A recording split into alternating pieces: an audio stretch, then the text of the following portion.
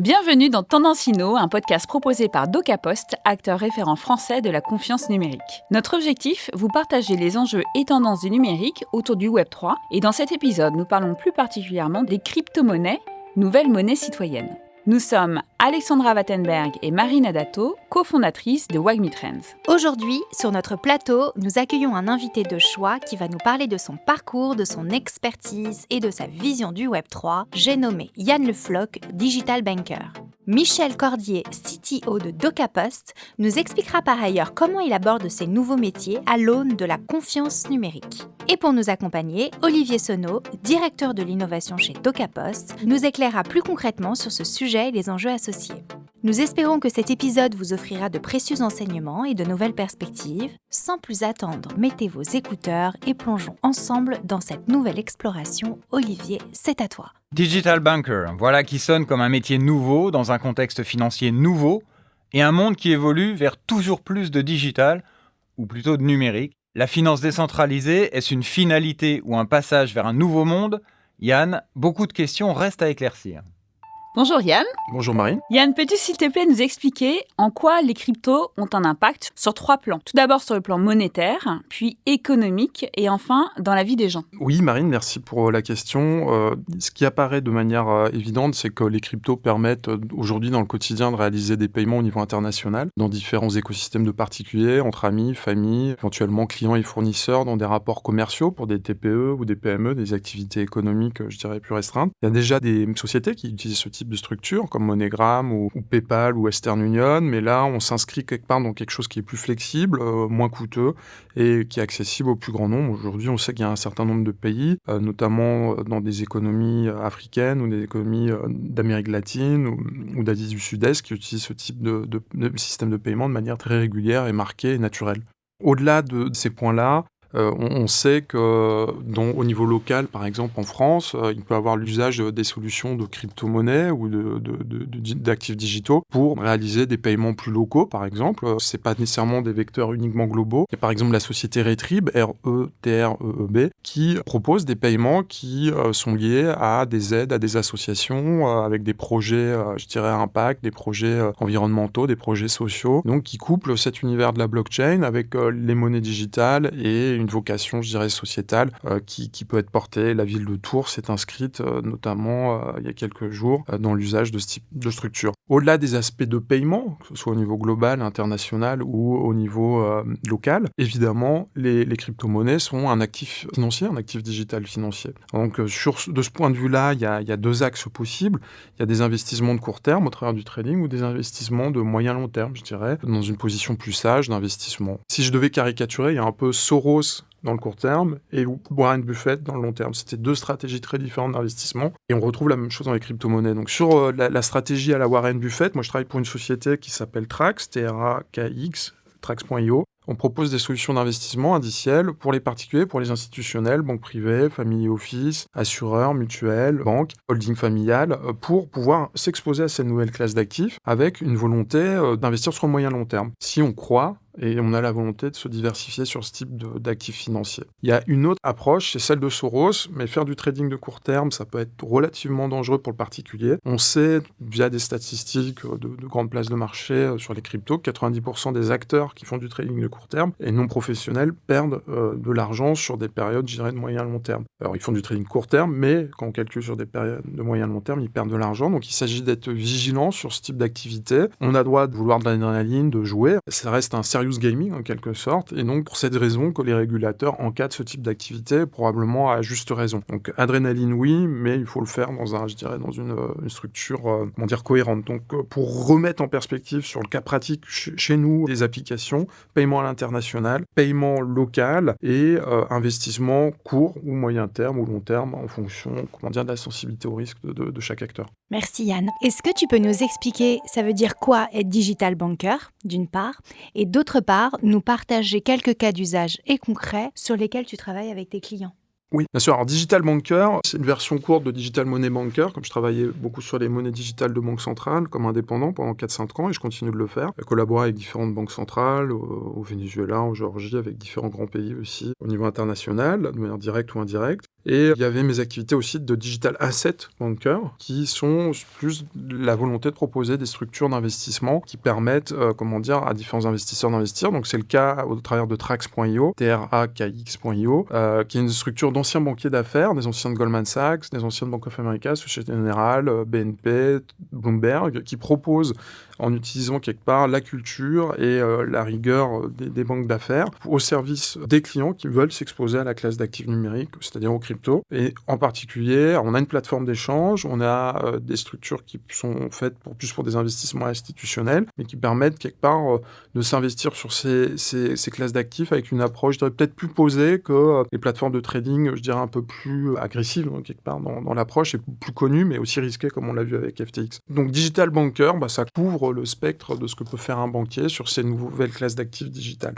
Après, littéralement, on pourrait considérer qu'un Digital Banker, c'est un banquier digital qui est dans le digital et qui est, par exemple, dans le métaverse, mais ce n'est pas le cas pour l'instant, je ne suis pas dans le métaverse. Par ailleurs, sur les cas concrets que tu pouvais mettre en avant, donc au-delà de Trax, qui est un service d'investissement, au-delà du conseil avec les banques centrales, je collabore aussi aujourd'hui avec d'autres institutions, notamment une banque que je ne vais pas citer, mais ou des institutions pour réfléchir à la création de néo-capital à vocation sociétale. C'est-à-dire que si vous prenez un exemple d'un pays comme la France, vous avez plusieurs millions de personnes, 1, 2, 3, 4 millions, qui sont ou au chômage, ou au RSA, ou sans activité économique réelle. C'est une énergie économique, c'est une énergie de savoir-faire, c'est une énergie intellectuelle. Est-ce que ces acteurs de l'économie, on pourrait les faire travailler dans des activités complémentaires qui aujourd'hui ne sont pas rentables économiquement, en couplant avec la création de tokens, et pour réactiver quelque part cette énergie économique dans une énergie, dans un écosystème économique complémentaire? Moi, j'ai tendance à croire que c'est possible, il y a des réflexions là-dessus, et c'est possible aujourd'hui grâce à la tokenisation, grâce au digital money, pour pouvoir compléter, je dirais, les monnaies traditionnelles. Concrètement, ça veut dire quoi? C'est que, même si ça reste conceptuel, vous transformez une énergie humaine et économique en tokens, et ces tokens, ensuite, peuvent être réintégrés dans l'économie pour créer un système vertueux de création de néo-capital, en quelque sorte. Yann, peux-tu s'il te plaît nous updater sur les législations européennes et internationales en cours concernant l'encadrement des cryptos? J'entends par là MiCA, MiCA 2, et plus récemment la SEC avec le staking crypto. Alors, c'est un sujet très large. Je pense que moi, j'observe ce sujet de près, et au sein de Trax, on l'observe de près pour nos services et nos clients. Donc, l'objet, c'est de vraiment protéger le client et les sociétés qui proposent des services aux clients dans ces activités de crypto-actifs, de monnaie numérique et de Web3 au sens large.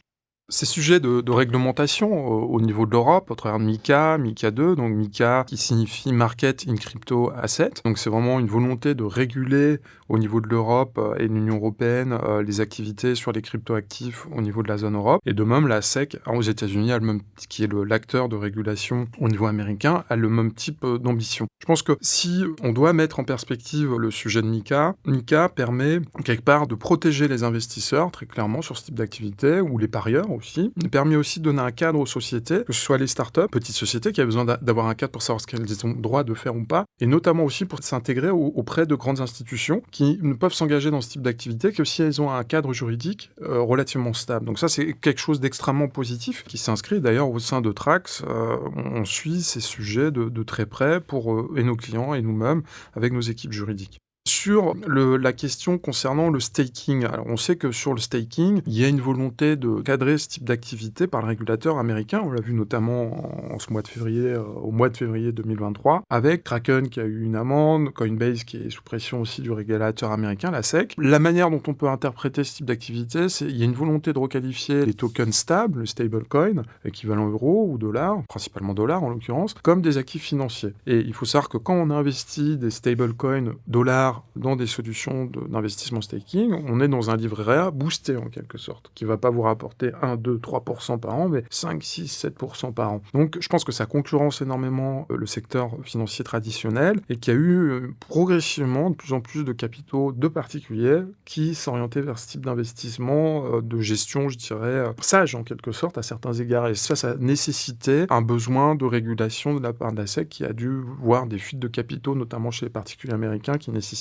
un recadrage. Sur le moyen long terme, je pense que le staking redeviendra évidemment non interdit et accessible aux particuliers, c'est le sens de l'histoire, mais je pense qu'il y a eu une volonté de contrôler au mieux ce type d'activité. Au-delà de la régulation, ça permet de protéger les investisseurs, ça permet de protéger les clients, ça permet protéger les startups, mais il ne faut pas non plus que ça freine de trop la créativité, l'innovation, on le dit souvent, mais c'est une réalité. Et je pense aussi qu'il ne faut pas que ça empêche, un vrai débat démocratique, notamment on parle souvent en ce moment des monnaies digitales de banque centrale. On sait que les monnaies digitales de banque centrale sont des monnaies qui sont programmables. Ça veut dire quoi? Une monnaie dans laquelle on met du programmable, on lui met de l'intelligence, et mettre de l'intelligence dans la monnaie, c'est lui mettre de la politique. Donc on ne peut pas décorréler, si on met de la politique dans une pièce de monnaie, le fait que ça soit extrêmement démocratique. Et d'ailleurs aujourd'hui, quand on observe les phénomènes sur ces sujets-là, ils sont parfois un peu démocratiques, mais très faiblement. Et je pense que c'est des débats qui devraient être portés sur la place publique, quelle que soit sa philosophie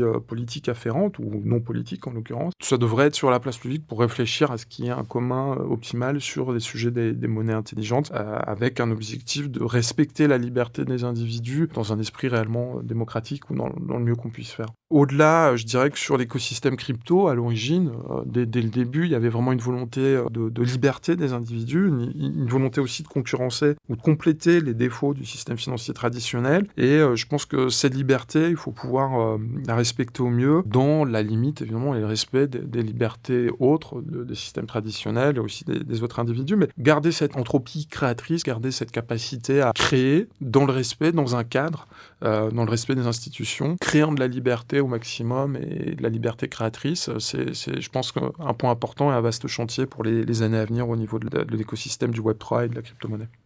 Merci Yann. Pour continuer à explorer ces sujets, nous avons Michel Cordier, CTO de DocaPost au téléphone. Alors Michel, en tant que CTO, comment abordes-tu ces nouveaux métiers ? Alors, donc, ces nouveaux métiers, comme tu dis, je les considère pas comme forcément nouveaux, mais plus comme une évolution un peu logique de l'histoire du web, qui est née dans les années 90, avec dans sa première partie ce qu'on a appelé le Web 1, qui était la publication de contenu. Donc, c'est à cette époque que sont nés les Google, les Amazon. Et dans les années 2000-2010, il y a eu l'émergence du Web 2 et où là il y avait à la fois du contenu et chaque utilisateur pouvait écrire. Et là, ça a été l'explosion des réseaux sociaux, donc les Facebook, les Instagram, etc. Et qui a vu des grandes fortunes se créer, des vrais mastodontes, ce qu'on appelle aujourd'hui les GAFAM. Et donc pour moi aujourd'hui, l'émergence du Web 3 qui s'appuie sur les technos sous-jacentes aux crypto-monnaies, finalement c'est aussi là pour remettre un peu d'ordre dans tout ça.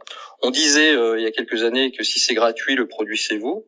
Et je pense que c'est un peu la fin de cette histoire. Et aujourd'hui, les internautes veulent reprendre possession de leurs données. Et je trouve qu'il y a aujourd'hui des vrais enjeux, même au niveau politique, de dépendance des États vis-à-vis de la data. C'est important, surtout à l'issue des crises qu'on vient de traverser. Et donc, avec l'arrivée du Web3, qui est basé justement sur les technologies de blockchain et des technologies décentralisées, c'est en fait l'ensemble de nouveaux outils de la confiance qui arrivent, donc qui permettent l'émergence des crypto-monnaies, mais qui permettent aussi l'émergence d'autres outils de la confiance que moi je regarde de très près et qu'on travaille chez DocaPost de plus en plus, que ça soit au niveau des wallets, qui permet à un utilisateur de stocker des données sensibles et lui seul a les clés. Il y a personne qui a accès autre que lui à ces données, et tout ça c'est centralisé sur son smartphone. Et tout un tas d'outils autour de l'identité numérique, etc., qu'on est en train de regarder. Et toutes ces briques-là sont les fondations des outils de la confiance de demain. Et c'est pour ça qu'en tant que CTO, je regarde ça de très près. Et en plus, étant CTO d'une société dont l'objectif est d'être leader de la confiance numérique, c'est même indispensable. Merci Michel pour ces éclairages. Avant de conclure, Olivier va nous ouvrir les chakras de réflexion sur ce sujet. Olivier, nous t'écoutons. La prospective dans ce domaine, c'est quand même un exercice particulièrement difficile. La crypto-monnaie a 14 ans. Son développement organique, on peut situer entre 2009 et 2014, avait trouvé son équilibre sur le dark web. avec une valeur ajoutée appréciée au prisme de son marché et de sa maturité technologique, créant ainsi un environnement de confiance pour des utilisateurs, mais en tout petit nombre. À compter de 2014-2015, un public plus large s'y intéresse. On va trouver les professionnels de la finance, on va trouver quelques particuliers un peu early adopters, et puis on va trouver également le régulateur qui va s'y intéresser avec beaucoup de promesses et finalement assez peu de réalisations pérennes, y compris jusqu'en 2023. Alors évidemment, on ne peut pas passer sous silence les Kraken et autres Binance, mais on peut aussi parler de FTX, non, ça c'est juste pour la blague. L'évolution de cet environnement ressemble plus à des montagnes russes émotionnelles plutôt qu'à une courbe de Roger de l'adoption. Mais ce chaos est assez inévitable. Par construction, d'un côté, on a une idéologie libertarienne fustigeant la place des intermédiaires, et donc des banques, mais aussi des États dans l'environnement monétaire, et de l'autre, un système monétaire et financier bien encadré et surtout très bien contrôlé par ses acteurs, au nid des crypto-enthousiastes. Alors ces hypothèses posées, quel avenir pour les cryptos ? Sans être trop dystopique, l'avenir se dessine comme un retournement des valeurs, dans un schéma qui ferait pleurer Satoshi Nakamoto et pleurer ses disciples. La première monnaie numérique grand public, celle que monsieur et madame tout le monde utilisera demain pour ses achats quotidiens, sera une monnaie digitale, gérée par une banque centrale, donc centralisée et régulée par l'État. En s'arrêtant là, on pourrait conclure par un constat, tout ça pour ça, un paiement électronique de plus, comparable dans son usage à la carte bleue sans contact ou à l'Apple Pay.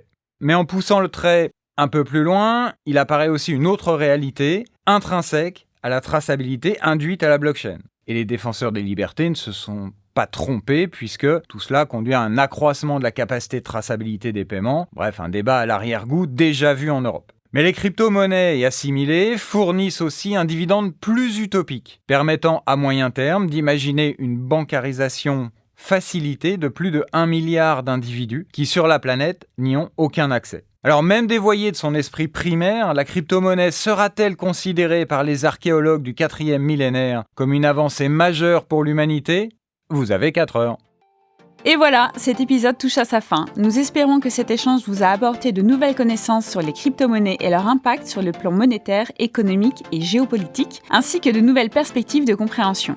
Nous remercions chaleureusement Yann Le Floch, Michel Cordier ainsi qu'Olivier Senot pour leur participation et leur expertise. Nous espérons que vous avez apprécié cette discussion aussi passionnante qu'enrichissante. N'oubliez pas de nous suivre sur les réseaux sociaux de DocaPost et de WAGMI Trends pour être informé des prochains épisodes.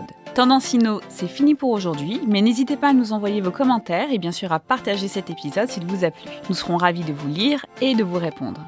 Merci de nous avoir écoutés et à très bientôt pour un prochain épisode avec un leader du Web3. Retrouvez cet épisode sur le site de DocaPost ainsi que sur toutes les plateformes de podcast.